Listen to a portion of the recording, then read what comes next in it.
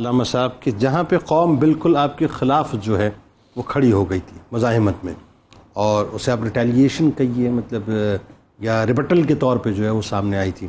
اچھا، اس کا ریبٹل اتنا خطرناک تھا کہ نمرود نے جو خدائیت کا دعویٰ کیا تھا پوری قوم ایک جگہ مجتمع ہو گئی.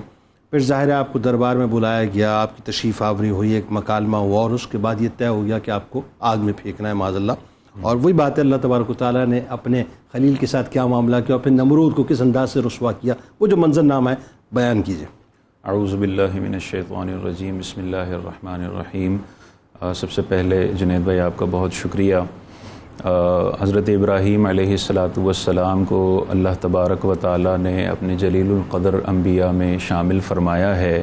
ابو الانبیاء، جد الانبیاء، امام امت، خلیل، اور آپ کے جو کھڑے رہنے کی جگہ ہے انہیں مصلی ارشاد فرمایا. اور آپ ہی کی دعا سے ہمیں جو ہے وہ کائنات کی سب سے بڑی ہستی، سب سے بڑی نعمت، وجہ تخلیق کائنات عطا ہوئے. اعلیٰ حضرت امام اہل سنت نے اس حوالے سے ایک خوبصورت شعر لکھا ہے کہ سرور کہوں کہ مالک و مولا کہوں تجھے، باغ خلیل کا گل زیبا کہوں تجھے.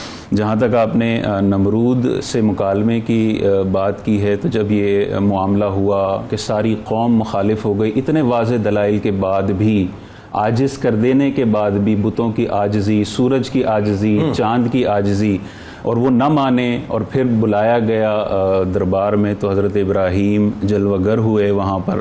تو پھر جو مکالمہ ہوا اللہ تعالیٰ اس کے حوالے سے قرآن مجید میں ارشاد فرماتا ہے الم تر الی الذی حاج ابراہیم فی ربہ ان آتاہ اللہ الملک، کہ اے حبیب کیا آپ نے نہ دیکھا اس بندے کو، اس شخص کو جو ابراہیم سے اس کے رب کے حوالے سے جھگڑتا ہے، اس وجہ سے کہ اللہ تبارک و تعالیٰ نے اسے بادشاہت عطا فرمائی ہے. یہ سرکشی، یہ غرور اور تکبر کی سب سے بڑی وجہ جو اللہ تعالیٰ نے ارشاد فرمائی کہ اسے اتنا غرور اور تکبر کیوں تھا کہ اللہ تعالیٰ نے اسے بادشاہت عطا فرمائی تھی. مفسرین فرماتے ہیں کہ یہ جو 4 طرح کے لوگ ہیں جنہیں اللہ تبارک و تعالیٰ نے پوری دنیا کی بادشاہت عطا فرمائی تھی، جن میں ایک نمرود تھا. اسے تو اللہ تعالیٰ کا مطیع و فرما بردار ہونا چاہیے تھا، لیکن یہ سرکشی میں آگے بڑھا.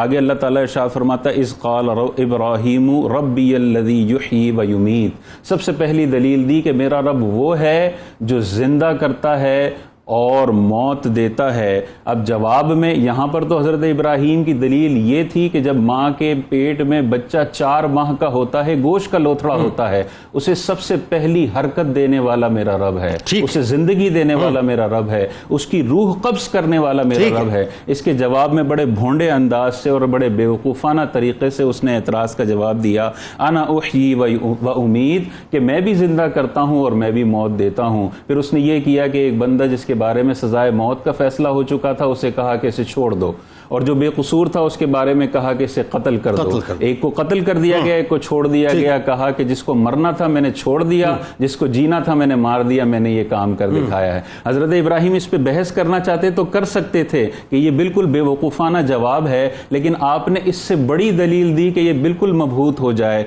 حضرت ابراہیم علیہ السلام نے ارشاد فرمایا فإن اللہ یأتی بالشمس من المشرق، کہ میرا رب مشرق سے سورج کو طلوع کرتا ہے، فأتی بہا من المغرب، تو تو اسے مغرب سے طلوع کر کے دکھا دے. اب یہ اتنی بڑی دلیل تھی کہ اس کے بعد جواب نہیں تھا. اللہ تعالیٰ ارشاد فرماتا ہے فَبُہِتَ الَّذِي كَفَرَ، تو جس نے کفر، تو یہ جو کفر کرنے والا تھا یہ بالکل مبہوت ہو گیا، ہکا بکا ہو گیا کہ اس کے بعد اس کے پاس کوئی جواب نہیں تھا. وَاللَّهُ لَا يَهْدِي الْقَوْمَ الظَّالِمِينَ، اور اللہ تبارک و تعالیٰ ظالمین کو ہدایت نہیں دیتا. اچھا اب ذرا تیزی کے ساتھ، ذرا چونکہ وقت سمٹا ہوا ہے، کہ آگ میں پھینکے جانے کا واقعہ منجنیق کے ذریعے سے اور نمرود کا ختم ہونا، یہ دونوں واقعات ذرا بتائیے. جی تو پھر وہی جو ہے مکالمہ کے بعد پھر بتوں کا توڑا جانا اور اس کے بعد آگ کا واقعہ ہے کہ آگ کو بھڑکایا گیا. تو جب یہ سارا واقعہ ہوا تو انہوں نے سارے جو مشرکین تھے وہ بجائے اس کے کہ قبول کر لیتے کہ یہ عاجز ہے، یہ اپنا نفع ضرر نہیں کر سکتا، ہمیں کیا نفع پہنچائے گا، بجائے اس کے کہ انہوں نے پھر یہ کہا قالوا حرقوه وانصروه آلہتکم، اگر حضرت ابراہیم کو جلا دو اگر تم اپنے خداؤں کی مدد کرنے والے ہو، خداؤں کی مدد اس طرح سے کرو کہ تم حضرت ابراہیم کو جلا دو۔ اور پھر یہ ہوا کہ آگ کو بھڑکایا گیا، اور مفسرین فرماتے ہیں وہ ایسی آگ تھی کہ اس کے اوپر سے اگر کوئی پرندہ چلا جاتا تو وہ بھن کر نیچے گر جایا کرتا تھا۔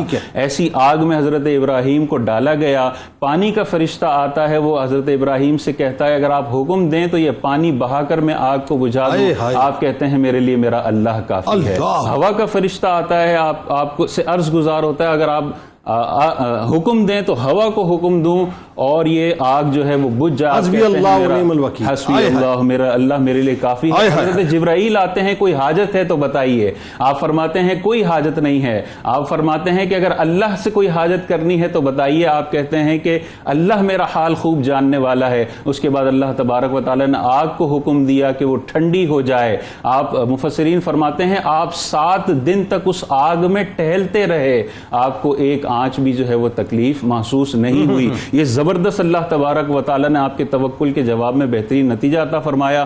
جو نمرود کا خاتمہ ہے، اللہ تبارک و تعالیٰ نے ان پر ایسا عجب و خود پسندی اور تکبر تھا، اور اس کا خاتمہ مچھر سے ہوا ہے۔ مچھروں کا عذاب اللہ تبارک و تعالیٰ نے اس قوم پر نازل فرمایا، اور وہ ایسے مچھر تھے کہ جب کاٹتے تھے تو گوشت ایسا نچ جاتا تھا کہ اندر سے ہڈی نظر آتی تھی۔ ایک مچھر اس کی ناک کے اندر جاتا ہے، اس کے مغز کو کھاتا ہے، اور وہ لوگوں کو کہتا ہے کہ مجھے سر پر مارو، جب مارتے ہو تو مجھے سکون ملتا ہے۔ وہ مچھر تکلیف دینا چھوڑ دیتا ہے۔ اسی بلبلاہٹ کے انداز میں اس کی دردناک موت ہوئی۔ یہ حکمرانوں کے لیے انجام ہے کہ جب بادشاہت ان کے پاس آتی ہے تو وہ سرکشی میں عجب و خود پسندی میں آ جاتے ہیں اور ظلم کرنا شروع کر دیتے ہیں۔